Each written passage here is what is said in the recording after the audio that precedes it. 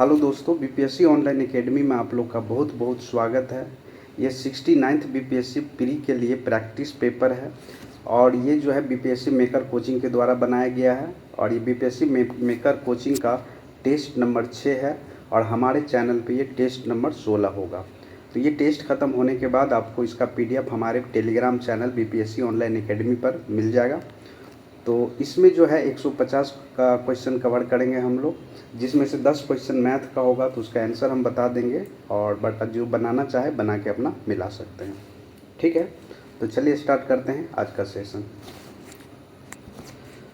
तो आज के सेशन का पहला क्वेश्चन है, centre for monitoring in Indian economy की फरवरी 2023 की रिपोर्ट के अनुसार बिहार की बेरोजगारी दर कितनी है।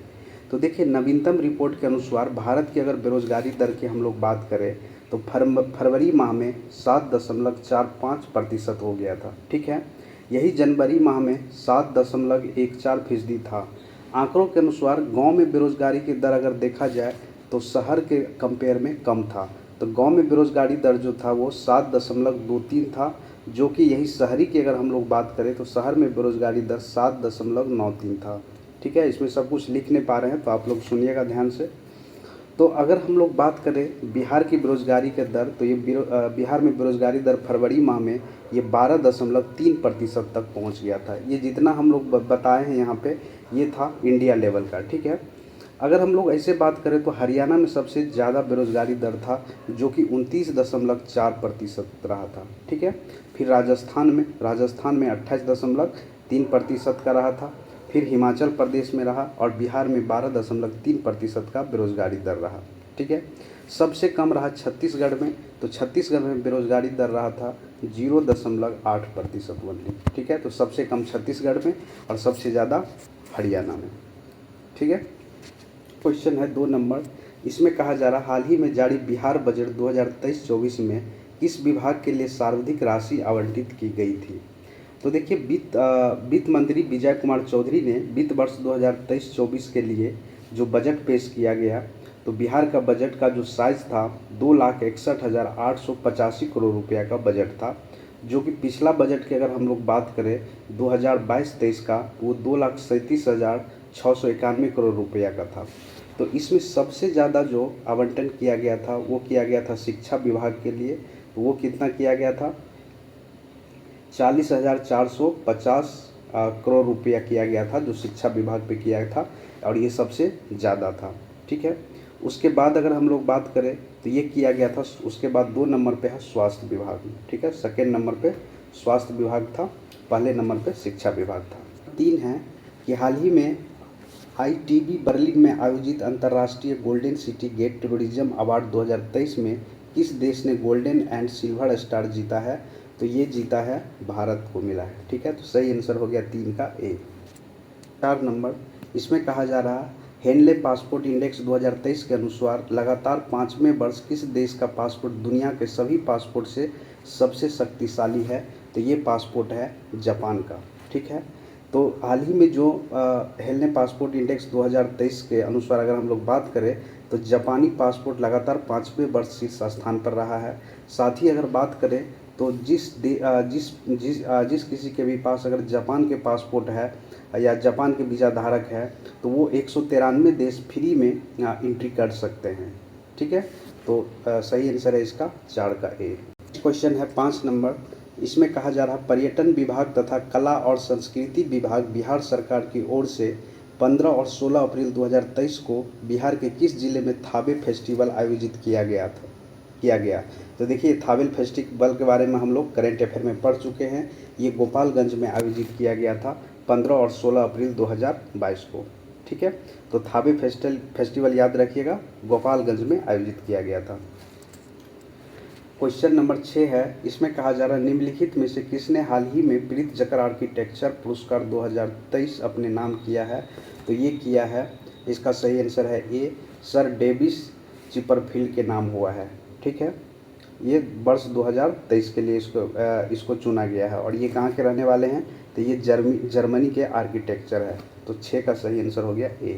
7 नंबर, मार्च 2023 में जारी सिटी इंडेक्स 2023 के अनुसार सबसे ज़्यादा महिला अरबपतियों की सूची में भारत कौन से स्थान पर है? तो ये है 5वें स्थान पर। ठीक है, तो 7 का सही आंसर हो गया सी।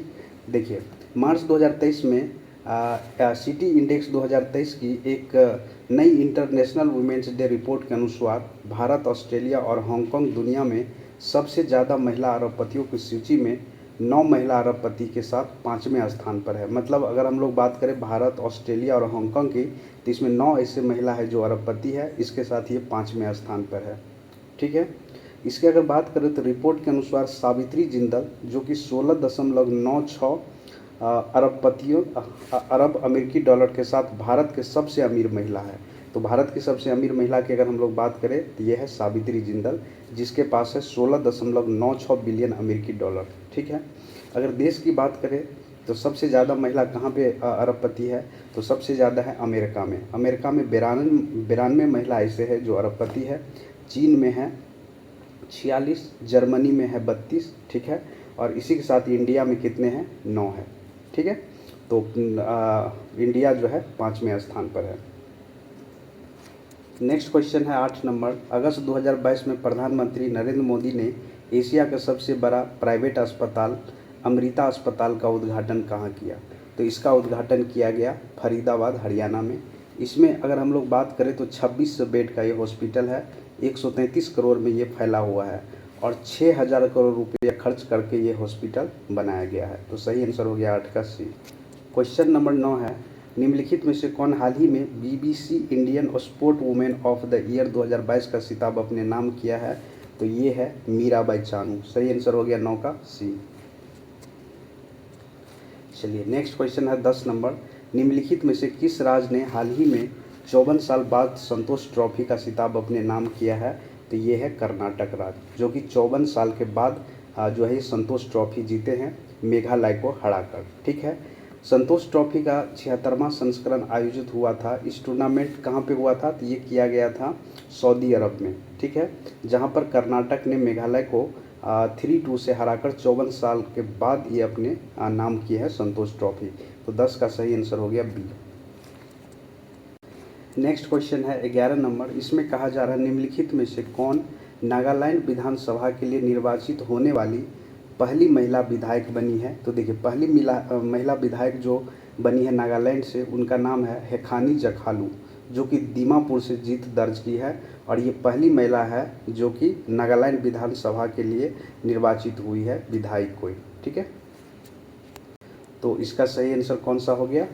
हेखानी जखालू, बी सही आंसर हो गया। क्वेश्चन है 12 नंबर और इसमें कहा जा रहा है स्वदेश निर्मित पिनाका MK1 मिसाइल का सफल परीक्षण पिछले वर्ष 2022 में कहाँ किया गया था? तो ये किया गया था पोखरण में, और ये है कहाँ पे? राजस्थान में। ये जो पिनाका MK1 देख रहे हैं, इसको जो डेवलप करने का काम किया गया DRDO के द्वारा। तो सही आंसर हो गया 12 का बी। क्वेश्चन है 13 नंबर। इसमें कहा जा रहा है इस वर्ष मनाए गए प्रवासी भारतीय दिवस के 17वें संस्करण की थीम क्या था? तो देखिए, अभी 2023 में जो प्रवासी भारतीय दिवस मनाया गया वो 2023 में 17वें संस्करण था और ये हर साल 9 जनवरी को मनाया जाता है। ठीक है, यहाँ पे क्वेश्चन आप लोग को बताना है कि इस बार का जो प्रवासी भारतीय दिवस है वो कहाँ पर मनाया गया, और इसका जो थीम था diaspora reliable partners for India's progress in Amrit Kaal. तो इसका सही आंसर हो गया ए। ठीक है, अब देखिए, ये जो है प्रवासी भारतीय कहा किसको जाता है? तो वैसे भारतीय नागरिक जो भारत को छोड़कर विश्व के किसी दूसरे देश में जाके बसते हैं उसे प्रवासी भारतीय कहते हैं। ठीक है, तो ये हो गया, तो 13 का सही आंसर हो गया ए। 14 नंबर। इसमें कहा जा रहा है भारत के पूर्व मुख्य न्यायाधीश और राज्यसभा के सदस्य रंजन गोगोई ने असम के मुख्यमंत्री हेमंत बिस्वा शर्मा की एक डायरी का विमोचन किया। इसका नाम क्या है? तो देखिए, ये बुक लिखा गया है, इस डायरी का नाम है चीफ मिनिस्टर डायरी नंबर 1। तो सही आंसर इसका हो गया ए, सही आंसर इसका हो गया ए। और ये जो है खुद हेमंत बिस्वा के द्वारा लिखा गया है और इसका विमोचन किया गया है जो राज्यसभा के सदस्य रंजन गोगोई, जो पूर्व के चीफ जस्टिस ऑफ इंडिया भी रहे हैं, उसके द्वारा ये विमोचन किया गया है। और अभी जो वर्तमान में डी वाई चंद्रचूड़ जो है वर्तमान में मुख्य न्यायाधीश है। और उच्चतम न्यायालय के अगर गठन से संबंधित प्रावधान की बात करें तो वो अनुच्छेद 124 के अंतर्गत ये आता है। ठीक है, तो सही आंसर हो गया 14 का ए। क्वेश्चन नंबर 15 है और इसमें कहा जा रहा है व्यापक प्रवासन और गतिशीलता भागीदारी समझौता comprehensive migration and mobility partnership agreement पर भारत ने किस देश के साथ इस एग्रीमेंट पर साइन किया है? तो भारत और ऑस्ट्रिया के बीच ये साइन हुआ है। तो सही आंसर हो गया इसका 15 का बी। नेक्स्ट क्वेश्चन है 16 नंबर। इसमें कहा जा रहा है हाल ही में किस फिल्म ने नाटू नाटू गाने को गोल्डन ग्लोब अवार्ड 2023 का खिताब मिला है? तो ये नाटू नाटू सॉन्ग जो है ये RRR मूवी का है और ये बनाया गया है मूवी किसके द्वारा? SS राजामौली के द्वारा बनाया गया है। ये गोल्डन ग्लोब अवार्ड का 80वां संस्करण जो अमेरिका के कैलिफोर्निया में आयोजित किया गया था। ठीक है, जिसमें RR के गाने जो है नाटू नाटू को गोल्डन ग्लोब अवार्ड से नवाजा गया है। इस गाने को M.A. किरवानी ने कंपोज किया है। तो ये भी नाम ये आपको याद रखना है, M.M. किरवानी के द्वारा ये कंपोज किया गया है और ये जो 25 मार्च 2022 को ये सिनेमाघरों में रिलीज हुआ था।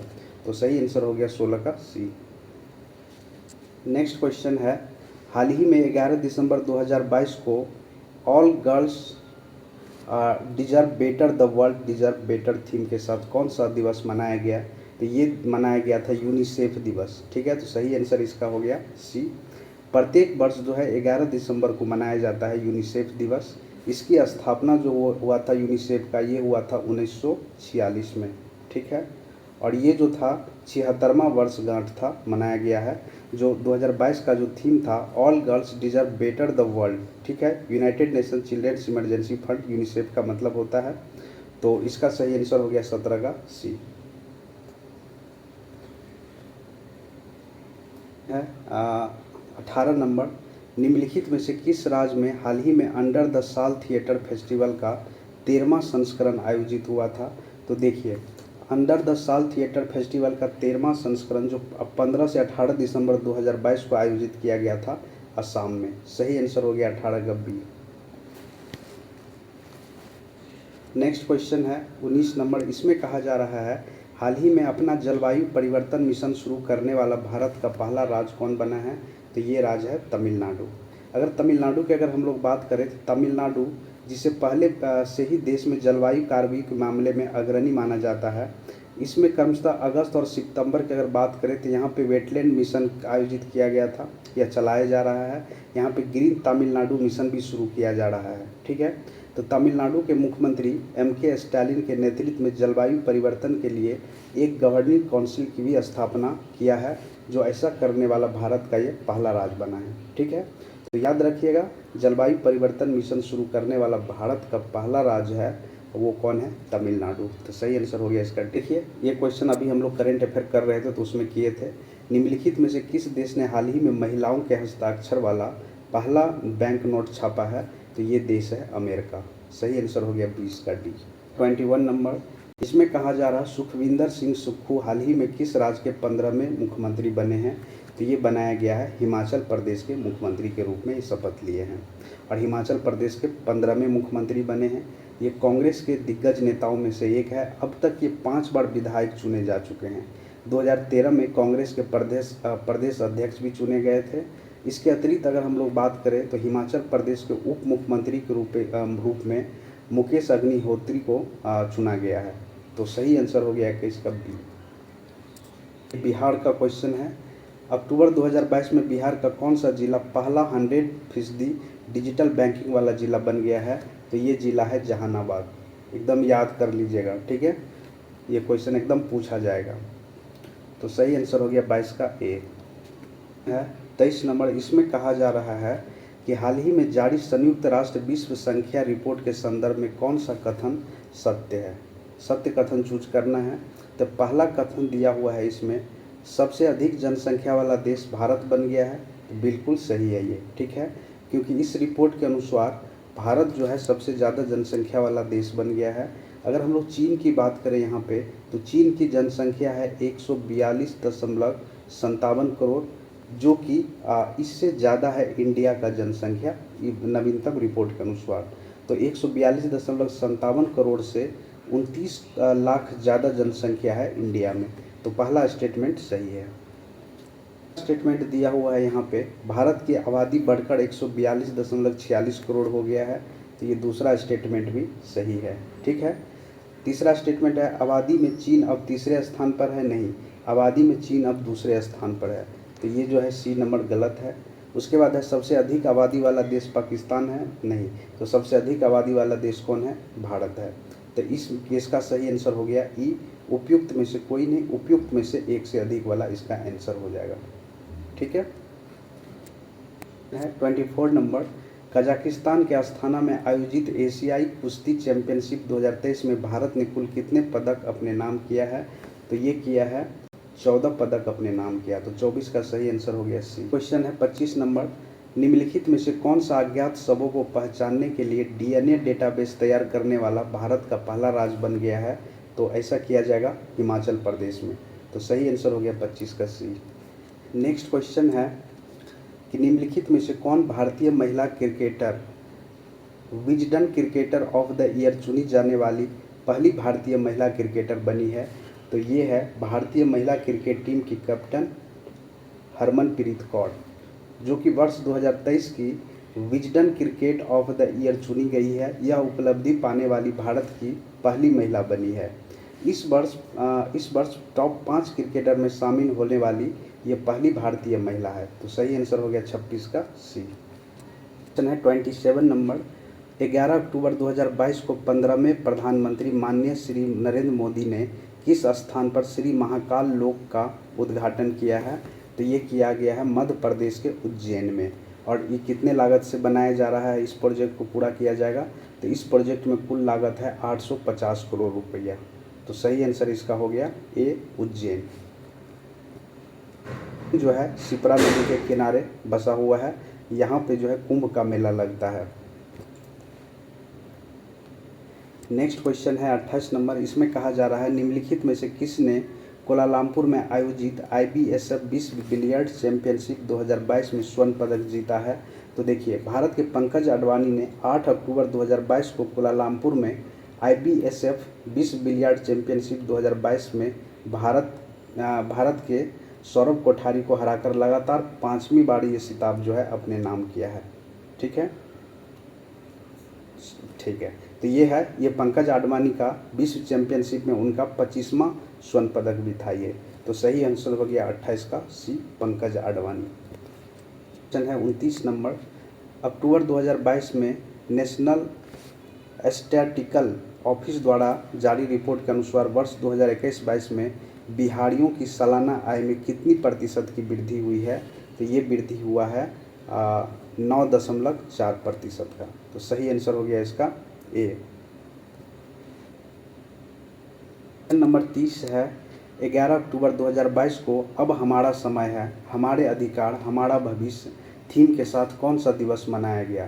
तो 11 अक्टूबर को हर साल मनाया जाता है अंतर्राष्ट्रीय बालिका दिवस, जिसका थीम था अब हमारे अधिकार हमारा भविष्य थीम के साथ ये दिवस जो 11 अक्टूबर को मनाया गया है।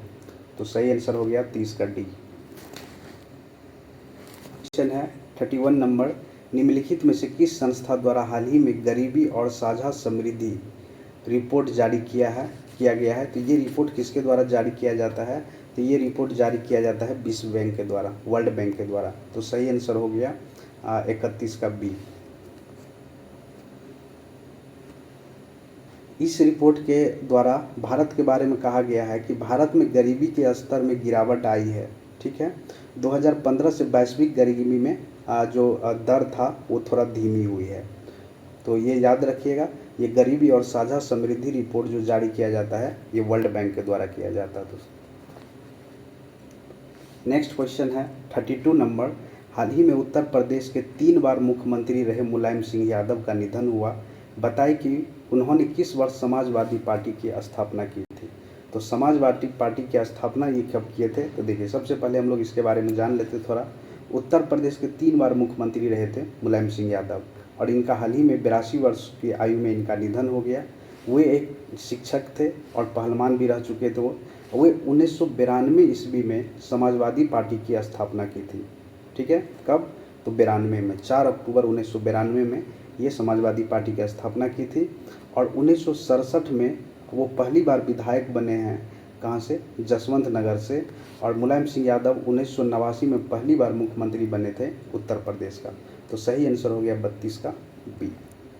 क्वेश्चन नंबर है 33 और इसमें कहा जा रहा है निम्नलिखित में से किसे अर्थशास्त्र के लिए नोबेल पुरस्कार 2022 से सम्मानित किया गया? तो देखिए 2022 के लिए जो है नोबेल प्राइज़ है वो दे दिया गया है। तो ये अर्थशास्त्र में 3 आदमियों को चुना गया है। ठीक है, यह पुरस्कार उसके वित्तीय संकट के दौरान बैंक और वित्तीय संकट पर शोध के लिए दिया गया है। और ये जो है ये 3 आदमी कौन है? तो पहला है बेन एस बर्नके, दूसरा है डगलस डब्ल्यू डायमंड और तीसरा है फिलिप एच डायबी। तो ये तीनों आदमी को मिला है अर्थशास्त्र के लिए नोबेल प्राइज़ 2022 के लिए। तो सही आंसर इसका हो गया उपयुक्त में से एक से अधिक। तो ई इसका सही आंसर हो गया। 34 नंबर, इसमें कहा जा रहा है सितंबर 2022 में बिहार के किस जिले के पद्मश्री पुरस्कार विजेता कलाकार रामचंद्र मांझी का निधन हुआ है? तो देखिए इसका सितंबर 2022 में निधन हो गया है रामचंद्र मांझी को। ये है लौंडा डांस के लिए प्रसिद्ध था। 96 साल में इसकी मृत्यु हो गई थी IGMS में। और ये भी हाल ही में ये लौंडा डांस के लिए मशहूर थे। ये रामचंद्र मांझी भोजपुरी के शेक्सपियर कहे जाने वाले भिखारी ठाकुर के सहयोगी भी रहे थे। और 2021 में इसे पद्मश्री अवार्ड से नवाजा गया था। और ये रहने वाले थे कहाँ के? तो सारण डिस्ट्रिक्ट के। तो सही आंसर हो गया 34 का ए। क्वेश्चन है 35 नंबर, इसमें कहा जा रहा है भारत ने किस देश को हराकर दक्षिण एशियाई फुटबॉल महासंघ अंडर-17 चैंपियन खिताब जीता है? तो ये जो है नेपाल को हराकर जीता है। सही आंसर हो गया 35 का डी। क्वेश्चन है 36 नंबर, पिछले साल 2022 में भारत के किस शहर को UNESCO global network of learning city में शामिल किया गया? तो देखिए ये 3 सिटी को शामिल किया गया। तो पहला सिटी है कौन सा? त्रिशूर है। ठीक है, दूसरा सिटी है नीलाम्बूर और तीसरा सिटी है वारंगल। तो ये तीनों सिटी को किया गया है। तो इसका सही आंसर हो गया क्या? उपयुक्त में से एक से अधिक। ई सही आंसर है। ठीक है, क्वेश्चन है 37 नंबर, इसमें कहा जा रहा है सितंबर 2022 में भारत का सर्वश्रेष्ठ चिड़ियाघर निम्नलिखित में से किसे घोषित किया गया? तो ये दार्जिलिंग के चिड़ियाघर को घोषित किया गया। तो सही आंसर हो गया सी, दार्जिलिंग चिड़ियाघर।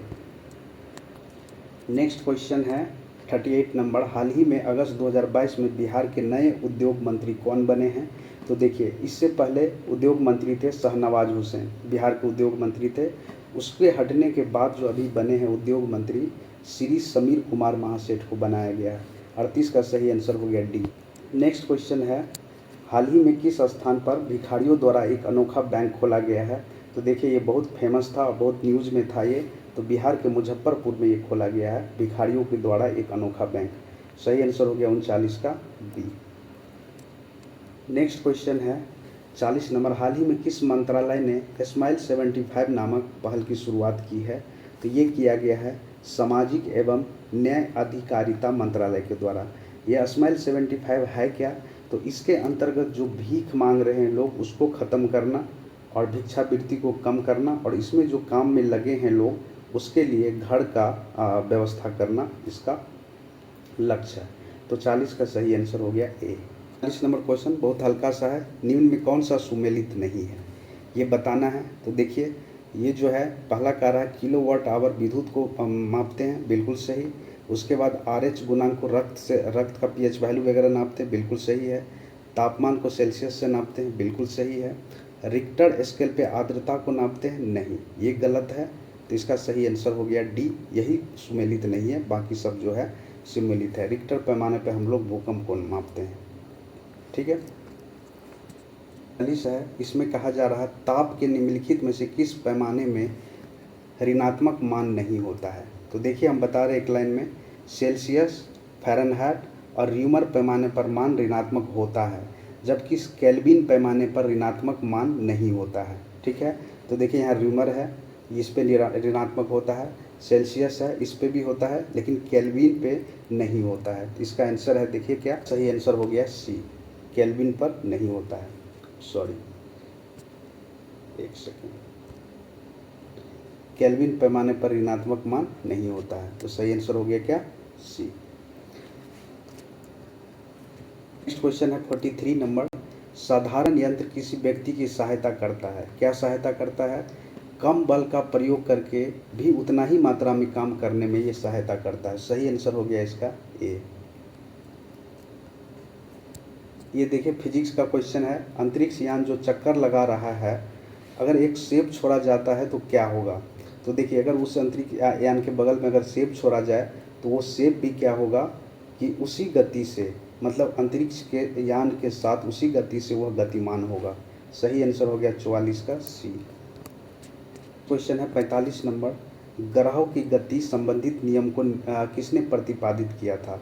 तो ग्रहों की गति के संबंधित जो नियम दिए थे वो दिए थे केपलर दिए थे। ठीक है, 45 का हो गया डी। नेक्स्ट क्वेश्चन है 46 नंबर, इसमें कहा जा रहा है आंतों के रोगों के निदान में निम्न में से किस किरण का उपयोग किया जाता है। तो ये किरण है एक्सरे किरण का उपयोग करके इसका निदान किया जाता है। ये एक्सरे का जो खोज किया था रंटजन नाम के वैज्ञानिक ने 1895 में इसका खोज किया था। सही आंसर हो गया 46 का ए। क्वेश्चन नंबर 47 कहा जा रहा है, चमगादड़ अंधेरी रातों में उड़ सकता है और अपना शिकार भी कर सकता है, इसका क्या कारण है। तो देखिए इसका जो कारण है, वैसे तो कारण बहुत बड़ा है लेकिन यहाँ पे देख लीजिए डी इसका सही आंसर दिया हुआ है। वे पराध्वनि तरंगें निकालती है और उन्हीं के द्वारा निर्देशित होते हैं।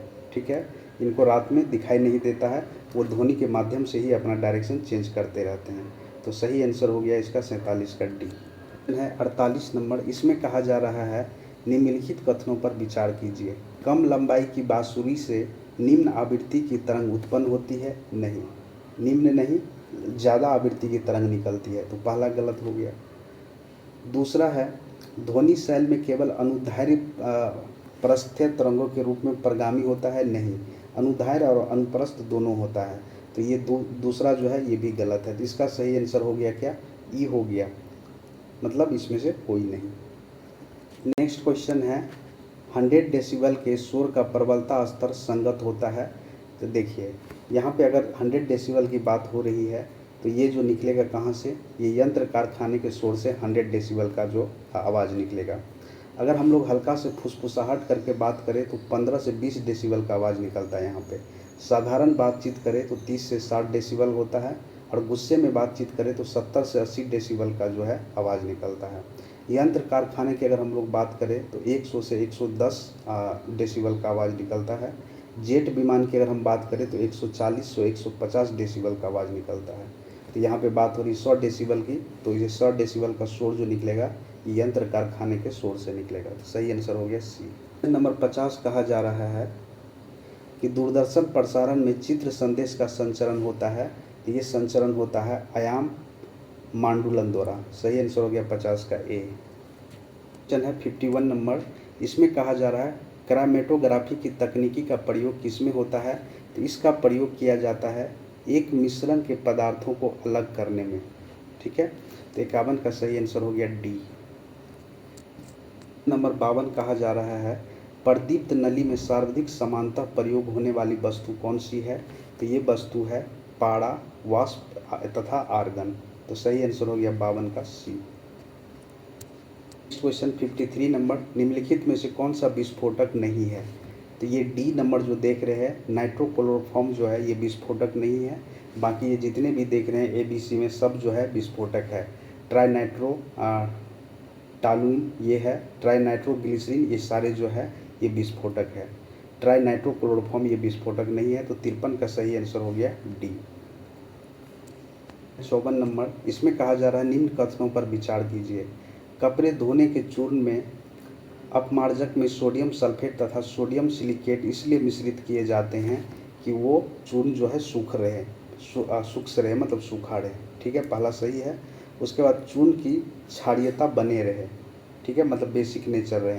तो ये दोनों स्टेटमेंट जो इसका सही है, तो इसका सही आंसर हो गया सी। 55 नंबर, इसमें कहा जा रहा है रोडेंटिसाइड वह रसायन है जिसका प्रयोग किया जाता है नियंत्रण करने के लिए। तो ये चूहों का नियंत्रण करने के लिए प्रयोग में लाया जाता है। सही आंसर हो गया डी याद रखिएगा रोडेंटिसाइड, ये केमिकल है जो कि चूहे को नियंत्रित करने के लिए उपयोग में लाया जाता है। 56 नंबर, निम्नलिखित में से सबसे अधिक क्रियाशील धातु कौन सी है? तो ये क्रियाशील धातु है पोटासियम। सही आंसर हो गया 56 का बी। नेक्स्ट क्वेश्चन है 57 नंबर, निम्न में से किस पदार्थ की विद्युत चालकता सर्वाधिक होता है? तो जितना दिया है इसमें सबसे ज़्यादा सर्वाधिक होता है चालकता चांदी का। सही आंसर हो गया इसका सी। क्वेश्चन है साइंस का, बहुत महत्वपूर्ण क्वेश्चन है। निम्नलिखित में से किसकी उपस्थिति के कारण पीतल का रंग हवा में फीका पड़ जाता है? तो ये कार्बन सल्फाइड के चलते होता है। तो सही आंसर हो गया 58 का ए। नंबर 59 है, एक सेकेंड। क्वेश्चन नंबर 59 है, निम्नलिखित में से कौन गैसीय चक्र नहीं है? तो ये हाइड्रोजन जो है ये गैसीय चक्र नहीं है। 59 का सही आंसर हो गया सी। क्वेश्चन है, निम्नलिखित में से किस गैस की प्रतिशत मात्रा वायुमंडल में सबसे कम है? तो देखिए वायुमंडल में सबसे कम कौन सा है? तो ये है कार्बन डाइऑक्साइड, जो कि फ्रैक्शन में है 0.03% है। अगर हम लोग नाइट्रोजन की बात कर ले तो ये नाइट्रोजन सबसे ज़्यादा है हमारे वायुमंडल में। कितना? तो 78% जो है नाइट्रोजन है, और 20 से 21% के आसपास जो है ऑक्सीजन है। उसके बाद 1% के आसपास है ये आर्गन।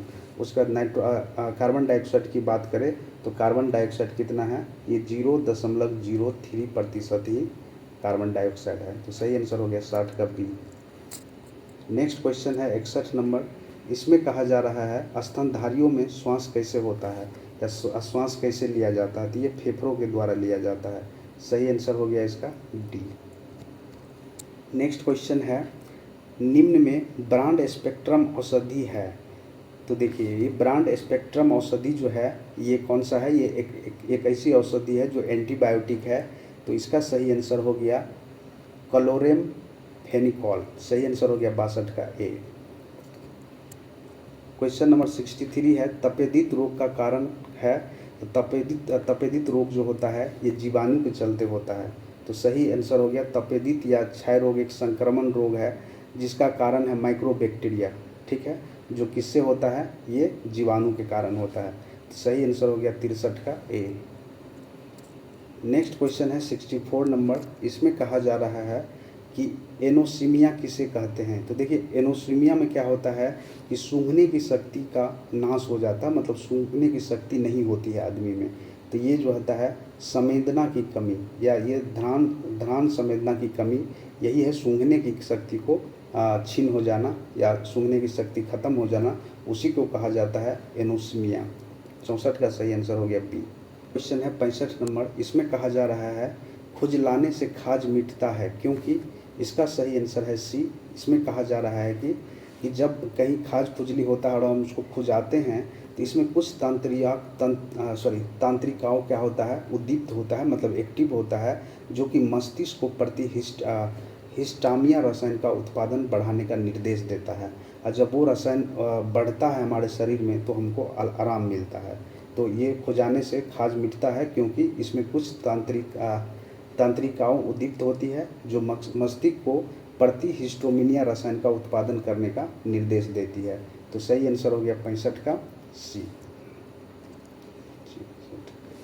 क्वेश्चन है 66 नंबर, निम्नलिखित में से कौन सा तत्व पौधे के विकास के लिए आवश्यक नहीं है? तो देखिए ये सोडियम जो है पौधे को विकास के लिए आवश्यक नहीं है। बाकी पोटासियम, कैल्शियम, मैग्नीशियम ये सब आवश्यक तत्व है जो पौधे के विकास में ज़रूरी होता है। तो 66 का सही आंसर हो गया सोडियम। सोडियम का पौधे के विकास से कोई लेना देना नहीं है।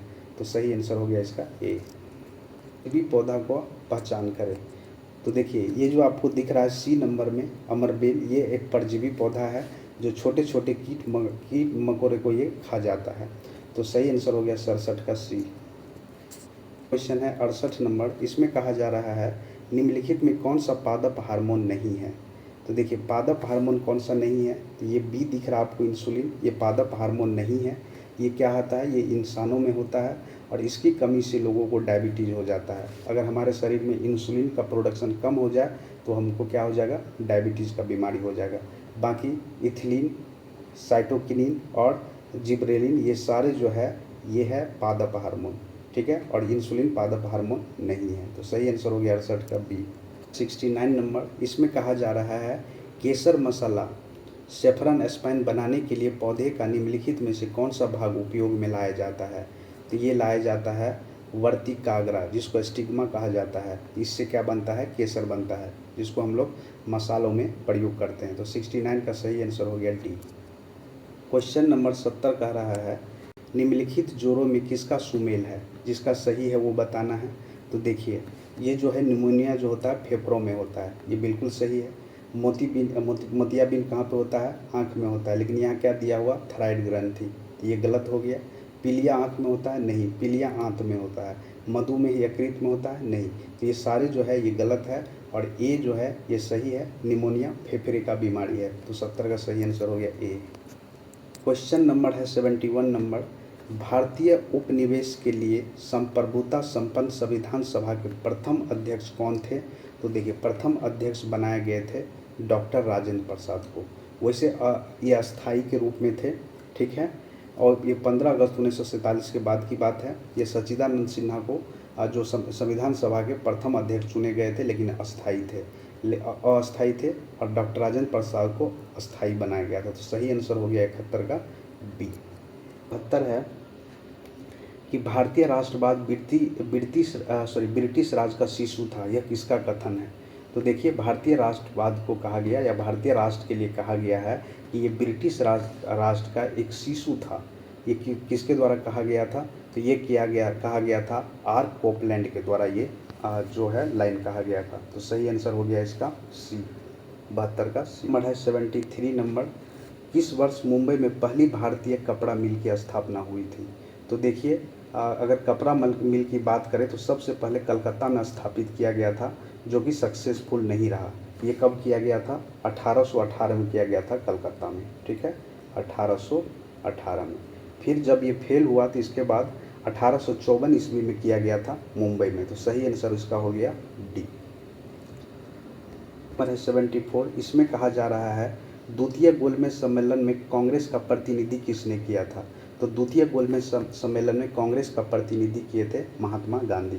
देखिए, 3 गोलमेज सम्मेलन हुआ था, जिसमें से द्वितीय गोलमेज सम्मेलन में ही जो है कांग्रेस भाग लिए थे, बाकी 2 पहले और तीसरे गोलमेज सम्मेलन में नहीं लिए थे। जो दूसरे गोलमेज सम्मेलन में लिए थे कांग्रेस भाग, उसका प्रतिनिधि गांधी जी खुद किए थे। 7 दिसंबर 1931 से लेकर 1 दिसंबर 1931 तक ये द्वितीय गोलमेज सम्मेलन लंदन में चला, और जो रिप्रेजेंट किए थे कांग्रेस के वो कौन थे, गांधी जी, ठीक है, और ये एकमात्र प्रतिनिधि के रूप में हिस्सा लिए थे, ठीक है। इनके अलावा अगर हम बात करें सरोजनी नायडू तथा मदन मोहन मालवीय, एनी बेसेंट, गांधी जी के सचिव महादेव देसाई, प्यारेलाल तथा मीराबेन और देवदास गांधी भी लंदन गए थे इनके साथ, लेकिन कांग्रेस के रिप्रेजेंट किए थे गांधी जी। तो सही आंसर हो गया ए। नेक्स्ट क्वेश्चन है 75 नंबर, निम्नलिखित में से किसने असहयोग आंदोलन को समर्थन दिया परंतु इसके परिणाम नहीं देख सके। तो ये कौन थे, तो ये थे बाल गंगाधर तिलक। असहयोग आंदोलन महात्मा गांधी के नेतृत्व में वर्ष 1920 से 1922 तक चलाया गया था। बाल गंगाधर तिलक ने असहयोग आंदोलन को समर्थन किए थे, परंतु इस आंदोलन को प्रथम दिन मतलब 1 अगस्त 1920 को ही उनकी मृत्यु हो जाती है, तो इनका परिणाम वो नहीं देख पाते। तो सही आंसर हो गया 75 का बी। नेक्स्ट क्वेश्चन है 76 नंबर, रविन्द्रनाथ टैगोर ने अपनी नाइटहुड की उपाधि किस कारण से त्याग दी थी। तो ये त्याग दिया था किस लिए, तो ये जालियांवाला हत्याकांड के चलते, जो कि 13 अप्रैल 1919 को हुआ था। और ये देख के उसका हृदय जो है वो विदारक घटना के बाद रविन्द्रनाथ टैगोर ने 30 मई को ब्रिटिश सरकार द्वारा प्रदान की गई नाइट की उपाधि को लौटा दिया। और टैगोर ने कहा था कि समय आ गया है जब सम्मान के बदले तमगे अपमान के बेतुके संदर्भ में हमारे कलंक को संतुष्ट कर देते हैं। जहाँ तक मेरा प्रश्न है, मैं विशेष उपाधियों से रहित होकर अपने देशवासियों के साथ खड़ा होना चाहता हूँ, ये स्टेटमेंट दिए थे रविन्द्रनाथ टैगोर। तो सही आंसर हो गया 76 का डी। 77 नंबर, प्रथम महायुद्ध के दौरान कहाँ पर भारत की एक अंतरिम सरकार बनी थी जिसके प्रेसिडेंट राजा महेंद्र प्रताप थे। तो ये किया गया था कहाँ पे, अफगानिस्तान में। सही आंसर हो गया इसका 77 का ए। क्वेश्चन है कोलकाता में एशियाटिक सोसाइटी बंगाल की स्थापना एशियाटिक सोसाइटी ऑफ बंगाल की स्थापना 1784 में किसने की थी? तो देखिए 1784 ईस्वी में कलकत्ता में एशियाटिक सोसाइटी ऑफ बंगाल की स्थापना की गई थी और इसके स्थापनाकर्ता थे विलियम जोन्स, जो कि आंसर में नहीं दिया हुआ है। तो इसका सही आंसर हो गया उपयुक्त में से कोई नहीं, सही आंसर हो गया इसका डी। क्वेश्चन है 79 नंबर, निम्नलिखित में से किस समाज सुधारक ने 1826 के जूरी अधिनियम का घोर विरोध किया था? तो देखिए 1826 में जो जूरी एक्ट पारित किया गया था, इसके अंतर्गत न्यायालय में ऐसा एक एक्ट पास किया गया जो धार्मिक आधार पर भेदभाव शुरुआत किया गया था इस आधार के मतलब कानून के अनुसार। तो इसका जो विरोध किए थे वो थे राजा राम मोहन राय। तो सही आंसर हो गया 79 का क्वेश्चन है 80 नंबर, निम्नलिखित विद्रोह में से किसको बंकिम चंद्र चटर्जी ने अपने उपन्यास आनंद मठ में उल्लेख करके प्रसिद्ध किया था? तो वो थे कौन? सन्यासी विद्रोह। ठीक है, तो सही आंसर हो गया डी। ये जो है 1770 में हुए सन्यासी विद्रोह की प्रसिद्धि मिली और 1896 में कांग्रेस के कलकत्ता अधिवेशन में आनंद मठ से ली गई वंदे मातरम गीत को पहली बार गाया गया था। तो जो कहाँ से लिया गया था? आनंद मठ में, आनंद मठ के बुक से लिया गया था। तो सही आंसर हो गया 80 का डी। 81 नंबर, इसमें कहा जा रहा है poverty and the un British rule in India नामक पुस्तक किसने लिखी थी? तो ये लिखा गया था दादा भाई नौरोजी के द्वारा। दादा भाई नौरोजी ने 1865 में W.C. बनर्जी के साथ मिलकर लंदन इंडिया सोसाइटी का गठन किया, जिसका कार्य भारत के दुख दर्द का प्रचार करना था। और 1892 ईस्वी में लिबरल पार्टी के टिकट पर ब्रिटिश हाउस ऑफ कॉमन्स के लिए चुने जाने वाले पहले भारतीय भी बने थे। दादा भाई नौरोजी ने अपनी पुस्तक poverty and un British rule in India में स्पष्ट रूप से ब्रिटिश शासन के दौरान भारत की आर्थिक व्यवस्था पर प्रकाश डाला गया था और ये तथा धन के जो निष्कासन सिद्धांत का सर्वप्रथम ये प्रतिपादन किए थे। तो 81 का सही आंसर हो गया सी। 82 नंबर, इसमें कहा जा रहा है भारत में उपनिवेश की शासनकाल में होम चार्जेस भारत से संपत्ति दोहन का महत्वपूर्ण अंग था। निम्नलिखित में से कौन सी निधियाँ होम चार्जेस की संघटक थी? तो लंदन में इंडिया ऑफिस में भरण पोषण के लिए प्रयोग में लाई जाने वाली निधि। तो ये भी स्टेटमेंट जो है पहला सही है। बाकी स्टेटमेंट देख लेते हैं। दूसरा स्टेटमेंट है कि भारत में कार्यरत अंग्रेज कर्मचारियों के वेतन तथा पेंशन देने हेतु प्रयोग में लाई जाने वाली निधि जो कि भारतीय निधि से दिया जाता था। तो दूसरा स्टेटमेंट भी सही है। तीसरा स्टेटमेंट है भारत के बाहर युद्ध को लड़ने में अंग्रेज द्वारा प्रयोग में लाए जाने वाली निधि। तो तीसरा स्टेटमेंट सही नहीं है। बाकी 1, 2 इसका सही आंसर हो जाएगा इसका बी। 82 का सही आंसर हो गया बी। क्वेश्चन नंबर है 83 नंबर, इसमें कहा जा रहा है निम्नलिखित भारतीय शासक में से कौन था जिसने विदेश में आधुनिक पद्धति से दूतावास स्थापित किए थे? तो ये थे टीपू सुल्तान। ठीक है, टीपू सुल्तान ने आधुनिक पद्धति से विदेश में दूतावास स्थापित किए थे, जिसके कारण है कि जोकोवियन क्लब आदि का भी स्थापना इसी के द्वारा किया गया था। टीपू सुल्तान ने श्रृंगेरीपट्टनम को अपनी राजधानी बनाया। टीपू सुल्तान को दुनिया का पहला मिसाइल मैन माना जाता है। टीपू ने 18 वर्ष की उम्र में अंग्रेज के विरुद्ध जो है पहला युद्ध जीता था और पालकाड़ किला टीपू किला के नाम से भी प्रसिद्ध है। तो सही आंसर हो गया 83 का बी। 84 नंबर, इसमें कहा जा रहा बंदा बहादुर का मूल नाम क्या था? तो बंदा बहादुर का मूल नाम था लक्ष्मण देव। ठीक है, इसको लक्ष्मण देव अथवा लक्ष्मण देव या लक्ष्मण देव के नाम से जो दिया गया था, ये दिया गया था सिख गुरु गोविंद सिंह के द्वारा ये दिया गया था। ठीक है, और ये जो है पहले ऐसे व्यक्ति हुए जिन्होंने मुग़ल के अजय होने के भ्रम को तोड़ा और ये मुग़लों के साथ बहुत जो है बड़े पैमाने पे युद्ध लड़ा था। ठीक है, फिर बाद में इसको जो है लटका दिया गया था, फिर मार दिया गया। इसके सामने में लाखों आदमी को मार दिया जाता था। कहा जाता था कि इस्लाम कबूल कर लो, बट इन्होंने नहीं किया। ठीक है, इसका बहुत लंबा कहानी है, कभी मौका मिलेगा तो ज़रूर लेके आएंगे। चलिए 85 नंबर, इसमें कहा जा रहा भारत में इंग्लैंड का कौन सा दूत जहांगीर के पीछे अजमेर से मारू आया था? तो देखिए ये था थॉमस रो।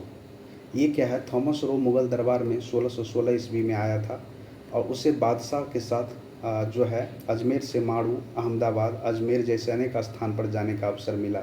वह बादशाह के साथ शिकार भी खेलने गया था। तो सही आंसर हो गया 85 का डी। सभी को पता होगा। क्वेश्चन नंबर है 86, निम्नलिखित में से मगध का कौन सा राजा सिकंदर महान के समकालीन था? तो ये थे धनानंद। ठीक है, नंद वंश का अंतिम शासक धनानंद था जो सिकंदर के समकालीन था।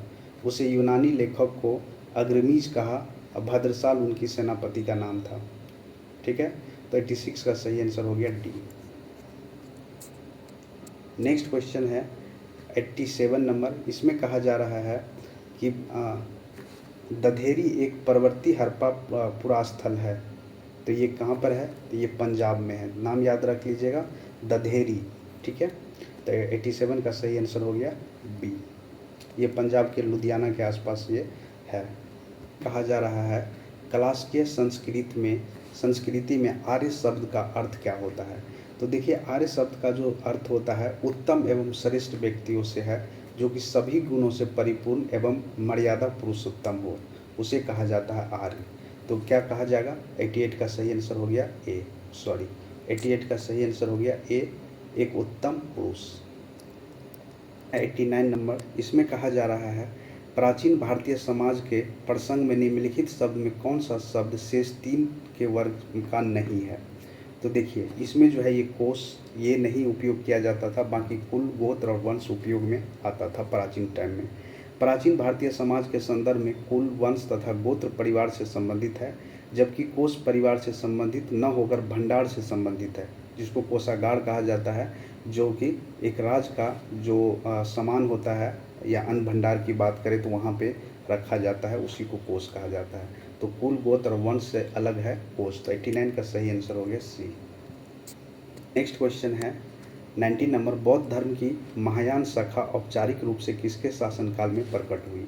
तो देखिए, बौद्ध धर्म की जो महायान शाखा है, जब चतुर्थ बौद्ध संगति का आयोजन किया गया था कुषाण के टाइम में, कनिष्क राजा थे उस टाइम में, उसके काल में कुंडला वन कश्मीर में किया गया था। तो उसी टाइम में महायान शाखा का औपचारिक रूप से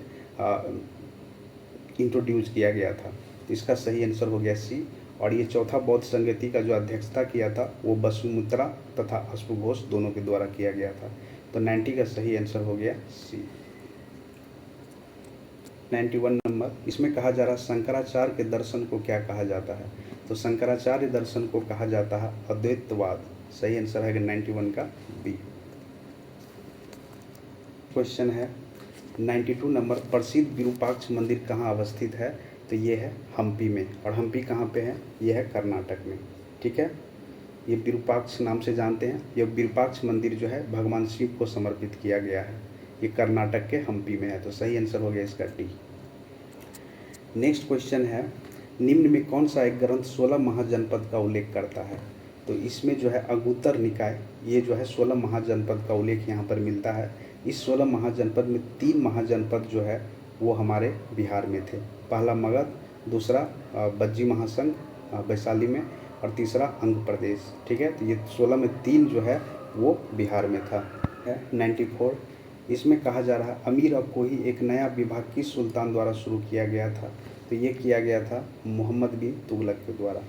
मोहम्मद बिन तुगलक ने कृषि की उन्नति के लिए एक नया विभाग दीवाने अमीर कोही की स्थापना की। इस विभाग का मुख्य कार्य होता था कृषकों को प्रत्यक्ष सहायता देकर अधिक भूमि कृषि कार्य के अधीन लाना था, और 60 वर्ग मील की भूमि का एक लंबा टुकड़ा इस कार्य के लिए चुना गया था। भूमि पर कृषि सुधार के लिए और फसल चक्र के अनुरूप हेरफेर के साथ विभिन्न फसलों की खेती की जाती थी। तो याद रखिएगा, अमीर अकोही ये क्या था? कृषि डिपार्टमेंट था, और ये किसके द्वारा? मोहम्मद बिन तुगलक के द्वारा बनाया गया था ये विभाग। तो सही आंसर हो गया सी है। 95 नंबर। दीवाने अर्ज विभाग किससे संबंधित था? तो देखिए, दीवाने अर्ज विभाग जो है एक सैन्य विभाग से संबंधित था। ठीक है, इस विभाग का स्थापना बलबन के द्वारा किया गया था। तो इसका सही आंसर हम लोग देख लेते हैं 95। एक सैन्य विभाग था, तो ये क्या कह सकते हैं? एक रक्षा विभाग था जो बलबन के द्वारा स्थापित किया गया था। सही आंसर हो गया 95 का बी। क्वेश्चन नंबर है 96। इसमें कहा जा रहा है बाबर को भारत पर आक्रमण करने के लिए आमंत्रित करने वाले में से एक आलम खान। तो ये कौन थे? तो इसका सही आंसर दिया है ए, इसमें कहा जा रहा है इब्राहिम लोदी के संबंधित थे तथा वह दिल्ली के राज सिंहासन के दरबारी थे। इसी के द्वारा बाबर को आमंत्रित किया गया था कि वो जो है इब्राहिम लोदी पर आक्रमण करे। आलम खां इब्राहिम लोदी के चाचा थे। उसने दिल्ली के राज सिंहासन पर अपना अधिकार जताते हुए बाबर को भारत पर आक्रमण करने के लिए आमंत्रित किया था। 1524 ईस्वी में बाबर की चौथी बार भारत अभियान के दौरान दिल्ली के सुल्तान इब्राहिम लोदी तथा पंजाब के गवर्नर दौलत खां के मध्य कटु संबंध हो गए थे। दौलत खां ने अपने पुत्र दिलावर खां को बाबर के पास इस संदेश के साथ भेजा कि वह सुल्तान इब्राहिम लोदी को दिल्ली के सिंहासन से हटाना चाहते थे तथा उसके स्थान पर चाचा आलम खां को बैठाना चाहते हैं, इसलिए बाबर को आमंत्रित किया गया था। तो सही आंसर इसका हो गया ए। इब्राहिम लोदी के संबंधित थे, मतलब चाचा थे, तथा वो दिल्ली के राज सिंहासन के दरबारी भी थे। वो नहीं चाहते थे कि इब्राहिम लोदी जो है दिल्ली के सिंहासन पर बैठे। क्वेश्चन है, भू राजस्व प्रशासन के क्षेत्र में शेर शाह एवं अकबर के मध्य निम्नलिखित में से कौन सा नैरंतन की कड़ी थी? तो ये थे कौन? टोडरमल। ठीक है। इतिहास के प्रसिद्ध टोडरमल को भू राजस्व प्रशासन की दृष्टि से विशेष सम्मान प्राप्त है। अकबर के द्वारा ही आईने दहसाला टोडरमल बंदोबस्ती के द्वारा स्थापित किया गया था। ठीक है, इसकी शुरुआत की गई थी। इस प्रणाली की प्रेरणा टोडरमल से ही लिए थे। इसे टोडरमल बंदोबस्ती के नाम से भी जाना जाता है। इसका सही आंसर हो गया 97 का बी। नेक्स्ट क्वेश्चन है 98 नंबर। इसमें कहा जा रहा है तूता हिंद अमीर खुसरो का जन्म कहाँ हुआ था? तो देखिए, अमीर खुसरो का जन्म जो हुआ था ये हुआ था पाटियाली में। ये कहाँ पर है? तो ये अब्दुल हसन यामीउद्दीन खुसरो इसका पूरा नाम था, जिसे पराया अमीर खुसरो के नाम से हम लोग जानते हैं। इसका जन्म 1253 ईस्वी में उत्तर प्रदेश के वर्तमान कासगंज या फिर काशीराम नगर जिले में एक गांव है जिसका नाम है पटियाली नामक स्थान पर हुआ था। खुसरो ने स्वयं को तोते हिंद कहा था। तो सही आंसर हो गया 98 का सी। नेक्स्ट क्वेश्चन है कि द्वार समुद्र किस राजवंश की राजधानी थी? तो वही की राजधानी थी द्वार समुद्र। ठीक है, तो सही आंसर हो गया 99 का डी। नेक्स्ट क्वेश्चन है 100 नंबर। दक्षिण में बहमनी राज का संस्थापक निम्न में से कौन था? तो ये किया गया था, बहमनी राज का संस्थापक माना जाता है हसन-गुंग को। ठीक है, ये 1347 ईस्वी में इसका स्थापना किया गया था। क्वेश्चन है फणीसर नाथ घोष की हत्या के जुर्म में मृत्यु दंड की सजा किसे दी गई थी? तो ये दिया गया था बैकुंठ शुक्ल को। सही आंसर है इसका बी। भारतीय स्वतंत्रता के इतिहास में एक से बढ़कर एक क्रांतिकारी हुए जिन्होंने देश की आज़ादी के लिए अपने नाम को कुर्बान कर दिया। ऐसे ही एक क्रांतिकारी बैकुंठ शुक्ल थे। दरअसल भगत सिंह, सुखदेव और राजगुरु को जिस गद्दार फणीश्वर नाथ रेणु की गवाही पर 23 मार्च 1931 को फांसी हो गई थी, उसी गद्दार के हत्या के जुर्म में बैकुंठ शुक्ल को गया सेंट्रल जेल में 14 मई 1934 को फांसी दे दी गई थी। ठीक है, तो ये जो है सरकारी गवाह बन गए थे फणीश्वर नाथ रेणु, तो इसीलिए उन बैकुंठ शुक्ल ने उसको मार दिया और उसी के सज़ा में इनको मृत्यु दंड की सज़ा हुई थी। तो 101 का सही आंसर हो गया बी। क्वेश्चन है 102 नंबर। सदाकत आश्रम की स्थापना निम्न में से किसने की थी? तो सदाकत आश्रम की स्थापना किया गया था मौलाना मजरुल हक के द्वारा। सदाकत आश्रम की जो स्थापना हुई थी पटना में मौलाना मजरुल हक ने किया था, असहयोग आंदोलन के दौरान किया था। सदाकत एक अरबी शब्द है जिसका अर्थ होता है सत्य का और आश्रम। भारत के प्रथम राष्ट्रपति राजेंद्र प्रसाद ने 28 फरवरी 1963 को इसी आश्रम में जो है अपना अंतिम सांस ली थी। तो सही आंसर हो गया बी 102 का। नेक्स्ट क्वेश्चन है 103 नंबर। गांधी जी ने सामूहिक सविनय अवज्ञा के स्थान पर व्यक्तिगत सविनय अवज्ञा प्रस्ताव कब रखा था? तो ये रखा गया था 12 जुलाई 1933 ईस्वी को। ठीक है, सही आंसर हो गया 103 का ए। 104। इसमें कहा जा रहा है कि 13 अगस्त 1942 को कहाँ झंडा फहराने के क्रम में 13 वर्षीय बालक ध्रुव कुमार की मृत्यु पुलिस की गोली से हुई थी?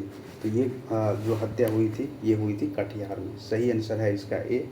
बिहार के कटिहार जिले में 13 अगस्त 1942 को झंडा फहराने के क्रम में 13 वर्षीय बालक जो है ध्रुव कुमार की मृत्यु पुलिस की गोली से हो गई थी। उसके बाद यहाँ पर ध्रुव दल की गठन किया गया था। ये भी पूछा जाता है बीपीएससी में, ध्रुव दल की स्थापना कहाँ किया गया था, तो ये किया गया था कटिहार में। नेक्स्ट क्वेश्चन है 105 नंबर, छठी ईसा पूर्व में विश्व का प्रथम गणराज्य व्यवस्था कहाँ थी, तो ये स्थापित किया गया था वैशाली में, जो कि विश्व का पहला गणराज्य माना जाता है। तो 105 का सही आंसर हो गया ए है। 106 नंबर, गार्गी संहिता में पाटलिपुत्रा पर यवनों के आक्रमण का उल्लेख है। यह आक्रमण किसके शासनकाल में हुआ था, तो ये गार्गी संहिता में मेंशन है, ये पुष्यमित्र शुंग के काल में हुआ था। गार्गी संहिता में पाटलिपुत्रा पर यवनों के आक्रमण का उल्लेख मिलता है। यह आक्रमण पुष्यमित्र शुंग शासनकाल में हुआ था। पुष्यमित्र शुंग जो है प्राचीन उत्तर भारत के एक महान शासकों में से एक था।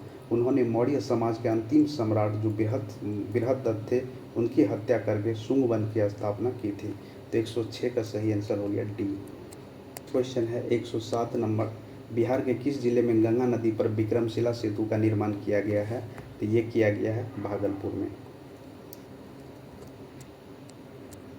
नेक्स्ट क्वेश्चन है 108 नंबर, इसमें कहा जा रहा है बिहार में किस वर्ष बहुप्रतीक्षित राज महिला आयोग का गठन किया गया, तो ये किया गया था 2001 में। तो सही आंसर इसका हो गया डी। इसका आप लोग एक बार देख लीजिएगा 2001 है या 2021 है, ठीक है। ये क्वेश्चन पे थोड़ा डॉट है, तो इसको थोड़ा देख लीजिएगा आप लोग। 108 नंबर है 109 नंबर, इसमें कहा जा रहा है भारत की प्रथम राजधानी होने का श्रेय निम्नलिखित में से किसे प्राप्त है, तो ये प्राप्त है पाटलिपुत्रा को, ठीक है। अगर यहाँ पे होता राजगीर तो राजगीर भी हो सकता था। भारत की प्रथम राजधानी होने का श्रेय पाटलिपुत्रा को प्राप्त है। पटना का प्राचीन नाम जो है पाटलिपुत्रा के नाम से जानते हैं, पुष्यपुरी के नाम से जानते हैं, कुसुमपुर के नाम से जानते हैं। पटना शहर का ऐतिहासिक महत्व रहा है अपना। पटना संसार के गिने चुने उन विशेष प्राचीन नगरों में से एक है जो अति प्राचीन काल में आज तक आबाद है। तो सही आंसर हो गया इसका 109 का बी। नेक्स्ट क्वेश्चन है 110 नंबर, इसमें कहा जा रहा है बिहार निम्नलिखित में से किस महापुरुष का कार्यस्थल रहा है, तो ये रहा है महात्मा बुद्ध का। जैसा कि आप लोग को पता है कि इनका जन्म लुम्बिनी नेपाल में हुआ था 563 ईसा पूर्व में। इक्ष्वाकु वंशीय क्षत्रिय शाक कुल के राजा सुधोधना के घर में इसका जन्म हुआ था। इनकी पत्नी का नाम यशोधरा था तथा माता का नाम महामाया, तथा उसका पुत्र राहुल हुआ। और उसकी मृत्यु जो हुई है महात्मा बुद्ध का, वो कुशीनगर उत्तर प्रदेश में हुआ था। तो सही आंसर इसका हो गया 110 का ए। अब यहाँ से 10 क्वेश्चन मैथ का है, जिसका हम आंसर बता देते हैं। जो बनाना चाहे अपना मिला लीजिएगा, ठीक है। 111 का सही आंसर है सी। 12 का सही आंसर है ए 8%। सही आंसर है बी 33 सेकेंड। 14 का सही आंसर है बी, इस साइड है आंसर देख लेते हैं। 114 का सही आंसर है बी 45 वर्ष। 15 का सही आंसर है ए 3:2। तो 16 का सही आंसर है बी 13 दिन। 117 का सही आंसर है डी 4:9। 118 का सही 118 का सही आंसर है ए 150 मीटर। 119 का सही आंसर है बी 8 वर्ष। 120 का सही आंसर है बी 15। नेक्स्ट क्वेश्चन है 121 नंबर, हरित क्रांति से अभिप्राय है। तो हरित क्रांति से अभिप्राय क्या है, तो उच्च उत्पादक वैरायटी प्रोग्राम है, जिसके अंतर्गत हाई यील्डिंग बीज का उपयोग करके गेहूं का पैदावार बढ़ाना था। भारत में हरित क्रांति का प्रारंभ वर्ष 1966-67 में हुआ है, जबकि भारत में उच्च उत्पादक बीज का प्रयोग प्रारंभ हुआ है। इसके अतिरिक्त उर्वरक का अधिक प्रयोग एवं सिंचाई सुविधा को पर्याप्त विकास पर भी विशेष बल दिया गया था इसमें। तो किस पंचवर्षीय योजना में हरित क्रांति का शुरुआत हुआ था, कमेंट बॉक्स में आप लोग बताइए। तो 121 का सही आंसर हो गया सी। है कि निम्नलिखित में से कौन सा सुमेलित नहीं है, तो देखिए, हरित क्रांति कृषि से संबंधित है, सुनहरी क्रांति उद्यान से, श्वेत क्रांति दूध से, और ये नीली क्रांति जो है ये कुक्कुट पालन से नहीं है। तो ये गलत है। इसका आंसर कौन सा हो गया सही? ये सही हो गया। ये सही मिलान नहीं है, बाकी बी सी डी जो है सही मिलान है। नंबर है 123 नंबर, भारत के किस राज्य में गन्ने की खेती के अंतर्गत सबसे अधिक भूमि है? तो ये है उत्तर प्रदेश में। सबसे ज़्यादा गन्ना का उत्पादन यही होता है। ठीक है, 2018-19 के आंकड़े के अनुसार अगर हम देखें तो भारत में गन्ने की खेती के अंतर्गत सर्वाधिक भूमि उत्तर प्रदेश में है, और उसके बाद है महाराष्ट्र में। तो सही आंसर हो गया इसका बी। 124 नंबर है, निम्नलिखित में से कौन सा भारतीय कोयले का अभिलक्षण है? तो ये जो है उच्च भस्म अंश होता है भारतीय कोयले में, बिल्कुल सही है। निम्न सल्फर का अंश होता है, ये भी सही है। निम्न भस्म संकलन तापमान, ये डी 3 जो है ये सही नहीं है। तो सही उत्तर हम लोग को चुनना है, तो 1 और 2 हो जाएगा। तो इसका सही आंसर हो गया डी, केवल 1 और 2। नेक्स्ट क्वेश्चन हो गया 125 नंबर, भारत में निम्नलिखित उद्योग में कौन सा एक पानी का सबसे बड़ा उपभोक्ता है? तो ये है ताप शक्ति, मतलब इलेक्ट्रिसिटी प्रोडक्शन किया जाता है। जो उद्योग क्षेत्र में कुल जल का उपयोग जो होता है 88% जल का उपयोग होता है ये ताप शक्ति में।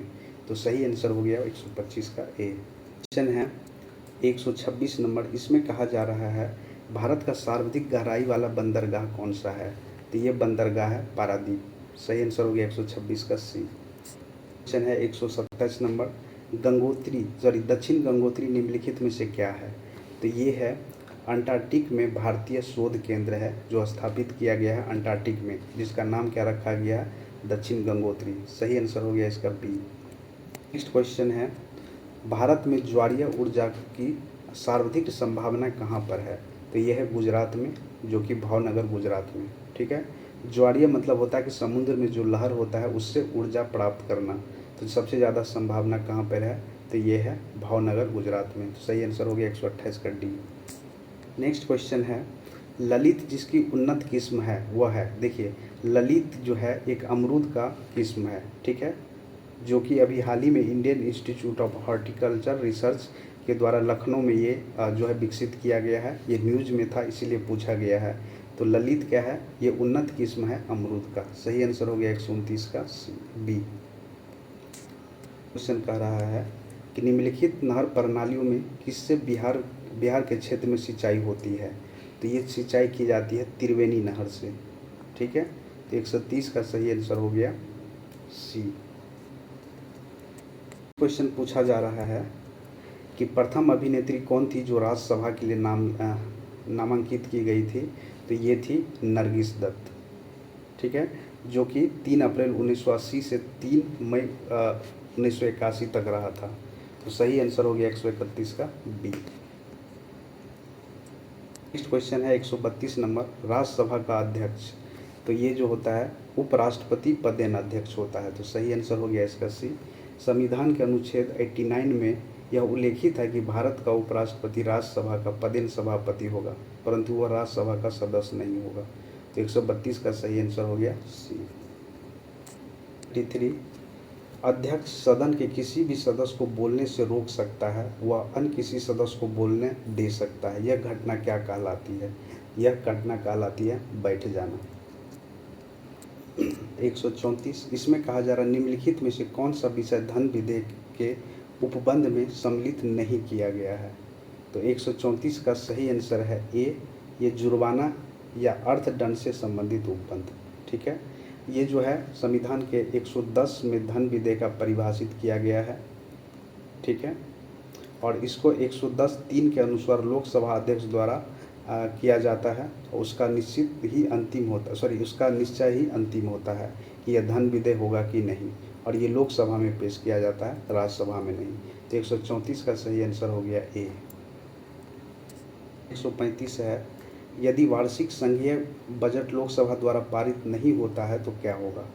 अगर नहीं होता है तो ये प्रधानमंत्री अपनी मंत्रिपरिषद का त्यागपत्र पेश कर देता है और सरकार गिर जाती है। तो 135 का सही आंसर हो गया डी। क्वेश्चन नंबर है 136, इसमें कहा जा रहा है भारतीय संसद की संप्रभुता प्रतिबिंब है। तो ये किस में है? न्यायिक समीक्षा में है। सही आंसर हो गया 136 का बी। नेक्स्ट क्वेश्चन है 137 नंबर कि घरेलू हिंसा से महिला संरक्षण अधिनियम लागू हुआ है। तो ये कब किया गया था? ये 26 अक्टूबर 2006 को लागू किया गया था। तो सही आंसर हो गया 137 का डी। क्वेश्चन है 138 नंबर, निम्न में कौन सा सामाजिक अधिनियम नहीं है? तो ये मीसा एक्ट जो है ये सामाजिक अधिनियम नहीं है। मीसा आंतरिक सुरक्षा अधिनियम वर्ष 1971 में बना था और 1977 में ये निरस्त कर दिया गया था। यह आंतरिक सुरक्षा के संदर्भ में बनाया गया एक अधिनियम था। यह सामाजिक अधिनियम नहीं है, जबकि प्रश्नगत शेष तीनों अधिनियम जो है ये सामाजिक है। तो ये जैसे BCD में जो मेंशन है ये सामाजिक अधिनियम है और मीसा एक सामाजिक अधिनियम नहीं है। तो 138 का सही आंसर हो गया ए। नेक्स्ट क्वेश्चन है 139 नंबर, अनुसूचित जाति और अनुसूचित जनजाति नियम 1995 की निम्नलिखित में से किस धारा के अंतर्गत वार्षिक रिपोर्ट के लिए सामग्री का उपबंध किया गया है? तो ये धारा है 18। सही आंसर हो गया बी। क्वेश्चन है 140 नंबर, उच्च न्यायालय के न्यायमूर्ति की सेवानिवृत्ति की आयु क्या है? उच्च न्यायालय मतलब हाईकोर्ट की बात हो रही है। इसकी सेवानिवृत्ति की आयु है 62 वर्ष। नेक्स्ट क्वेश्चन है विनियम साध विलेख अधिनियम कब से प्रभावकारी हुआ था? तो ये हुआ था 1882 ईस्वी से। विनियम साध विलेख अधिनियम दिसंबर 1881 में पारित हुआ था, परंतु यह 1 मार्च 1882 को प्रभावकारी हुआ था। इस अधिनियम में विनिमय साध विलेख अधिनियम 2018 द्वारा संशोधन किया गया। इसे 2 अक्टूबर 2018 को राष्ट्रपति की सहमति प्राप्त हुई थी। तो सही आंसर इसका हो गया बी, 1882 ईस्वी में। 142 नंबर, इसमें कहा जा रहा है कि बैंक दर का आशय क्या है? तो बैंक दर वह दर होती है जिस पर रिजर्व बैंक व्यापारिक बैंक को दीर्घकालीन उधार देता है। इस दर के द्वारा रिजर्व बैंक शाखा की उपलब्धता तथा शाखा की लागत को प्रभावित कर सकता है। तो ये क्या है? तो ये है कि केंद्रीय बैंक द्वारा ली जाने वाली आधिकारिक ब्याज दर है। तो 142 का सही आंसर हो गया डी। नेक्स्ट क्वेश्चन पूछा जा रहा है निम्न में कौन सा एक शीर्ष संस्था नहीं है? तो ये भारतीय स्टेट बैंक जो देख रहे हैं आप, ये एक शीर्ष संस्था नहीं है। भारतीय स्टेट बैंक एक वाणिज्य बैंक है, अतः शीर्ष संस्था नहीं है। जबकि अन्य 3 जो विकल्प में दिया गया है, या राज्य सहकारी बैंक, नाबार्ड, सिडबी, ये क्या है? एक शीर्ष संस्था है। तो सही आंसर हो गया 143 का ए। क्वेश्चन है 144 नंबर, निम्नलिखित में विपणन संस्था कौन सी है? तो ये सेल जो है स्टील अथॉरिटी ऑफ इंडिया एक विपणन संस्था है, जबकि सेबी, सिडबी एवं नाबार्ड अपने क्षेत्र विशेष की शीर्ष संस्थाएं हैं। सेबी की स्थापना हुआ था 1988 में, सिडबी की स्थापना हुआ था 1990 में एवं नाबार्ड की स्थापना हुआ था 1982 ईस्वी में। तो सही आंसर इसका हो गया 144 का सी। नेक्स्ट क्वेश्चन है 146 नंबर, इनसाइडर ट्रेडिंग संबंधित है। ये शेयर बाजार से संबंधित है। इनसाइडर ट्रेडिंग है। 147 नंबर, राष्ट्रीय कृषि और ग्रामीण विकास बैंक नाबार्ड की स्थापना किस पंचवर्षीय योजना की अवधि में की गई थी? तो ये किया गया था 6ठी पंचवर्षीय योजना में। तो 147 का सही आंसर हो गया सी। ठीक है। अगर और हम लोग अगर बात करें तो नाबार्ड की स्थापना जो हुआ था 1980-85 के बीच में हुआ था, जो कि अगर कह सकते हैं जुलाई 1982 में किया गया था। इसका मुख्यालय है मुंबई में। यह कृषि शाख के क्षेत्र में शीर्ष संस्था है। यह ग्रामीण क्षेत्र में कृषि विकास से संबंधित है। तो सही आंसर हो गया नाबार्ड की स्थापना 6ठी पंचवर्षीय योजना में किया गया था। नेक्स्ट है 148 नंबर, किसे प्लास्टिक मनी कहा जाता है? तो क्रेडिट कार्ड को प्लास्टिक मनी कहा जाता है। ठीक है। प्लास्टिक मनी नकद का एक विकल्प है जिसकी सहायता से वस्तु एवं सेवाएं की खरीद की जाती है। प्लास्टिक मनी के उदाहरण है credit card, debit card, smart card, ATM card वगैरह जो है ये प्लास्टिक मनी का उदाहरण है। तो 148 का सही आंसर हो गया बी। 49 नंबर, इसमें कहा जा रहा है राष्ट्रव्यापी स्तनपान कार्यक्रम माह किस संघीय मंत्रालय द्वारा जारी किया गया? ये किया गया है स्वास्थ्य एवं परिवार कल्याण मंत्रालय के द्वारा। ये अगस्त 2016 में स्तनपान को बढ़ावा देने के लिए माँ मतलब होता मदर एब्सोल्यूट अफेक्शन कार्यक्रम का शुभारंभ किया गया। इस कार्यक्रम से 5 वर्ष से कम आयु के बच्चे की मृत्यु दर कम करने में काफ़ी मदद मिली है। तो 149 का सही आंसर हो गया सी। और ये आज के टेस्ट का लास्ट क्वेश्चन है 150 नंबर। अटल नव प्रवर्तन मिशन किसके अधीन स्थापित किया गया? तो ये स्थापित किया गया है नीति आयोग के अधीन। ठीक है। अटल प्रवर्तन मिशन संघीय बजट 2015 में की गई थी। इसके अनुसार नीति आयोग के अधीन स्थापित किया गया था। इसका उद्देश्य देश भर में स्कूल, विश्वविद्यालय, जो संस्था हैं उसको जो है औद्योगिक स्तर पर नवाचार और उद्यमी को बढ़ावा देने का बेहतर वातावरण बनाना है। 7 मार्च 2019 को केंद्रीय कैबिनेट ने अटल प्रवर्तन मिशन को जारी रखने की स्वीकृति प्रदान की है। तो याद रखिएगा, अटल नव प्रवर्तन मिशन जो है ये नीति आयोग के अधीन ये खुला हुआ संस्था है। तो ठीक है, यहीं पे आज का सेशन मेरा ख़त्म होता है। Thank you for watching BPSC online academy. और इसका जो है आपको पीडीएफ मिल जाएगा आपको telegram channel BPSC online academy पे। आई होप कि ये सेशन आप लोग को अच्छा लगा होगा। तो अच्छा लगा तो सेशन को लाइक कर दीजिए, शेयर कर दीजिए, और जो पहली बार ये सेशन को देख रहे हैं प्लीज़ सब्सक्राइब कर लीजिए। ठीक है, मिलते हैं अगले सेशन में एक नए टेस्ट के साथ। थैंक यू, तब तक के लिए धन्यवाद। आई होप कि आप लोग की स्टडी बहुत अच्छे से चल रही होगी। मिलते हैं अगले सेशन में। ठीक है, धन्यवाद।